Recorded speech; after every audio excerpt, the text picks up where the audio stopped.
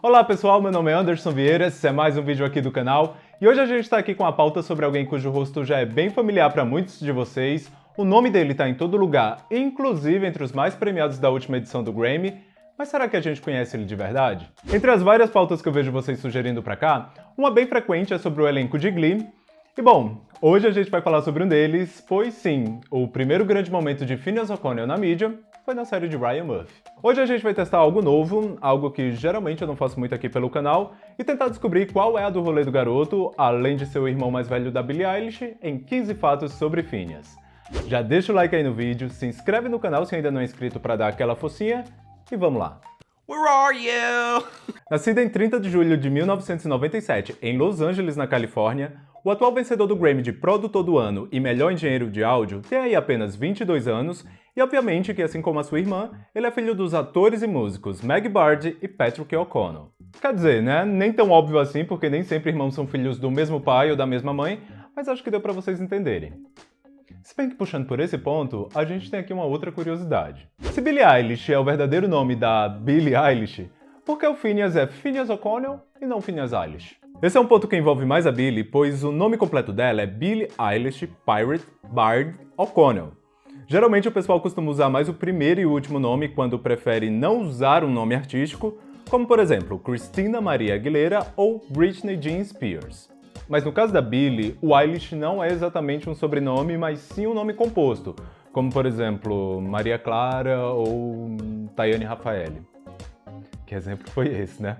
Mas enfim, por esse motivo que Phineas Eilish não é uma realidade, caso alguém tivesse dúvidas. O gosto do garoto pela música começou a ser explorado quando ele ainda era bem criancinha, ali por volta dos 10, 11 anos, quando ele entrou pro coral infantil de Los Angeles. Mesmo coral, aliás, onde a Billie também começou a soltar a voz quando ela tinha apenas 8. O ponto de partida para sua carreira como produtor musical profissional, vamos dizer assim, só rolou quando Phineas já tinha 12 anos e a mãe dele deu de presente um software de mixagem onde ele aprendeu a produzir os seus primeiros beats.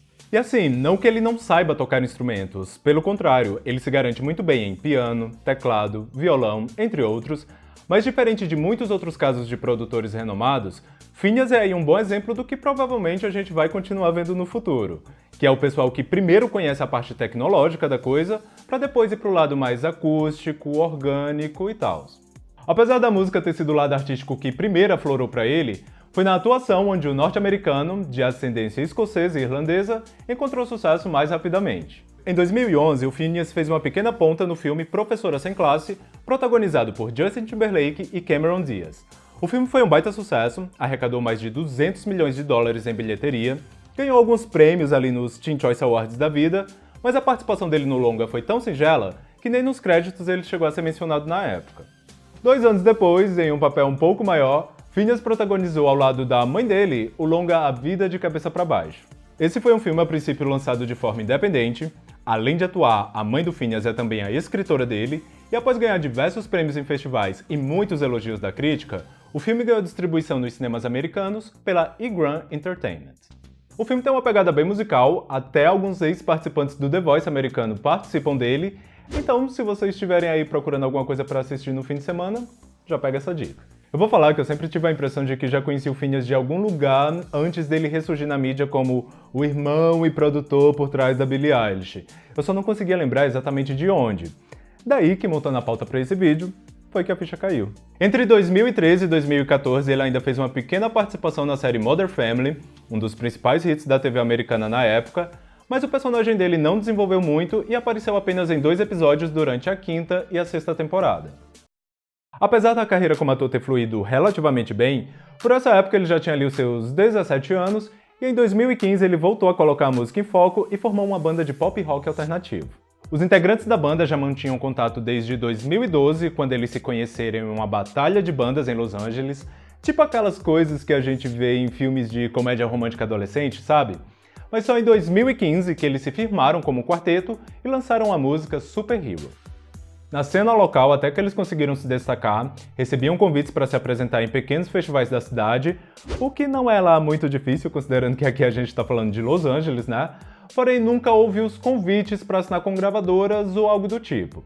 Oficialmente, a banda continua por aí até hoje, nunca teve um fim, Porém, com o Finneas se tornando cada vez mais gigante por si só, as atividades deles estão paradas aí já há um bom tempo, e se vocês forem olhar no Spotify, o perfil da banda conta apenas com 3 músicas lançadas, o que poderia até ser 4, caso uma delas não tivesse acabado ficando com a Billie, e aqui eu tô falando justamente da música que abriu as portas do mundo pra ela, Ocean Eyes. De acordo com a entrevista do Finneas para a revista Seventeen, o plano era ele lançar Ocean Eyes com a banda dele, porém acabou ficando com a Billie, que primeiro soltou no SoundCloud, viralizou por lá, atraiu a atenção de gente grande e acabou rendendo o contrato dela com a Interscope. E isso acaba levando a gente para um ponto bem peculiar. Como muitos aí já devem saber, o Finneas é responsável por assinar uns 90%, se não até mesmo 100% das músicas da irmã dele, seja como compositor, co-compositor ou produtor. Considerando que ele ainda tem o próprio rolê solo dele, como que eles fazem para definir quais músicas vão para o repertório da Billie e quais ficam com ele? Em uma entrevista para a rádio SiriusXM, Finneas contou que na grande maioria dos casos em que a Billie fica com uma música, é porque ela participou da composição tanto quanto ele. Esse, aliás, é até um bom toque para quem acha que ela só é alguma coisa por causa do irmão, mas ainda assim há alguns casos onde ele escreveu algumas músicas sozinho, como a própria Ocean Eyes e When the Party's Over, que quando ela ouviu, ela amou tanto que ele nem fez muita questão e acabou deixando com ela. Como os dois sempre foram muito próximos, tiveram basicamente a mesma criação dos pais e cresceram na mesma cidade, não é difícil imaginar que algo que o Finneas escreva esteja ali muito próximo da realidade da Billie. Na mesma entrevista ele falou que por mais que ele tenha criado algo sozinho, se a Billie quiser pegar aquele trabalho para expressar algo que ela quer falar, para ele tá tudo bem, porque muitas vezes até ele mesmo acredita que as coisas funcionam melhor na voz dela. No entanto, por mais que ela ame algo, se ele achar que algo funcionou muito bem na voz dele ou for muito pessoal a ponto dele não querer abrir mão, nem adianta ele espernear porque ele também quer que o trabalho dele seja o melhor possível. Até onde eu entendi, esse nunca foi um ponto na qual eles discutiram sobre, apesar de alguns talvez acharem que ele tá recalcado vendo o sucesso que ela tá fazendo. Finneas é o maior fã da Billie de todos e pra ele o sucesso dela é o dele também, o que nesse caso literalmente tá sendo, né? Mas bom, antes de Ocean Eyes explodir com a Billie e ele consequentemente crescer o nome dele como produtor e compositor no mainstream, no final de 2014 o Finneas foi aprovado em uma audição para a 6ª temporada de Glee, e essa história é engraçada, viu? Em uma entrevista para o BuzzFeed, o Finneas contou que por 3 anos consecutivos tentou um papel na série, a cada ano ele fazia um teste para um personagem diferente, até que em um belo dia ele tinha um show agendado, o agente dele ligou mandando ele cancelar porque ele tinha conseguido um novo teste. Ele foi. No outro dia o agente deu a notícia de que ele havia sido aprovado, só que até ali ele já nem lembrava para qual programa ele tinha feito o teste naquele dia. I think I sang You Always Hurt the Ones You Love, and I read the scene, which was really short. But I didn't even clock like that it was for Glee.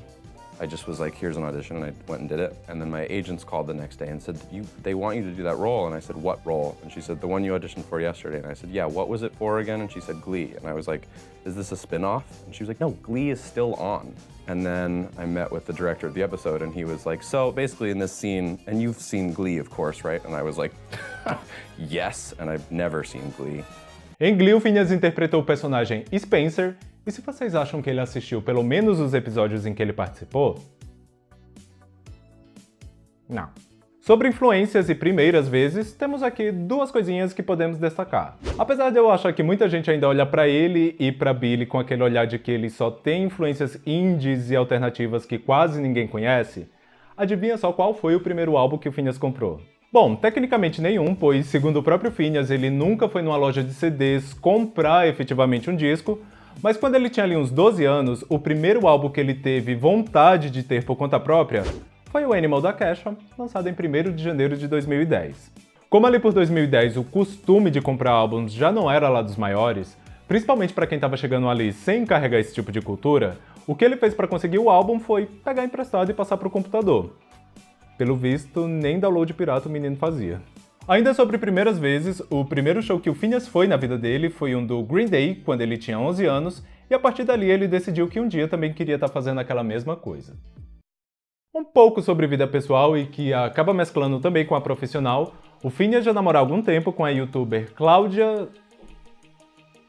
Suleus, que acho que é assim que se pronuncia o nome dela, e para quem acompanha o trabalho dele, deve lembrar que em fevereiro do ano passado ele lançou uma música chamada Cláudia, dedicada a ela. Numa entrevista, o Finneas contou que escreveu e gravou a música no mesmo dia em que eles se conheceram, enviou para ela também no mesmo dia, e por mais que alguns achem isso creepy ou um pouco precipitado, eles estão juntos aí até hoje. Se alguém aí por acaso se perguntou como foi que o Finneas comemorou as 5 vitórias dele na última edição do Grammy, vai lá no canal da Cláudia que tem um vlog dela mostrando como foi. Chocolate chip cookies, here we go. He's so excited. Como alguns aí já devem ter percebido, ou se não, já devem deduzir que isso está acontecendo, após o reconhecimento do trabalho dele com a Billie, várias outras estrelas do pop já estão ali procurando ele para produzir coisas para elas também. Pro novo álbum da Camila Cabello, Finneas assinou as músicas Used to Do This e First Man, que aliás, apesar de ainda não ser single, ela performou ao vivo na última edição do Grammy. Pro novo álbum da Halsey, o Maniac, ele assina a composição e produção da faixa I Hate Everybody. Selena Gomez contou com a colaboração dele na produção do seu super hit Lose It to Love Me, e recentemente Tove Lo lançou 2 canções em parceria com o garoto, Bikini Porn e Passion and Pain Taste the Same When I'm Weak. Dito isso, antes dele ser esse super produtor vencedor de Grammys, bombado no mundo todo, e até mesmo antes da Billie lançar o primeiro EP dela, o Don't Smile at Me, uma das primeiras artistas a se interessar pelo trabalho do Finneas foi ninguém mais, ninguém menos do que ela mesma, Rebecca Black. Confesso que eu ia amar dar aqui esse plot twist de que o Finneas era o grande responsável por trás de Friday. Sim, mas nesse caso a parceria deles aconteceu na música Satellite, no EP que a Rebecca lançou em 2017. Apesar dos memes e tudo mais, até vale aqui uma citação em como a Rebecca evoluiu como cantora depois de tudo que rolou ali com Friday, e que nesse caso, até mesmo pelo toque do Finneas, o som dela e da Billie nem estavam tão distantes assim naquela época.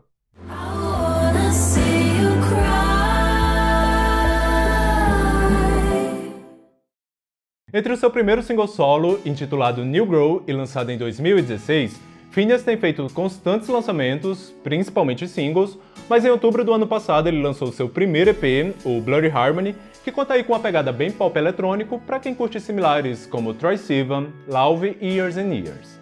Por enquanto ele ainda não assinou com nenhuma grande gravadora, ele até hoje ainda lança as coisas dele pelo próprio selo, mas os quase 5 milhões de ouvintes mensais que ele tem aí atualmente no Spotify mostra que ele já conseguiu um público bem grande por conta própria. Esses foram 15 fatos essenciais sobre Finneas O'Connell e eu vou ficar de olho nos comentários desse vídeo para ver quem vocês vão sugerir para o próximo. Eu espero que vocês tenham gostado desse vídeo, se sim, deixa o like, se inscreve aí no canal se ainda não é inscrito, compartilha aí com o pessoal, aquele esqueminha, beleza? Por hoje é isso e vamos nessa!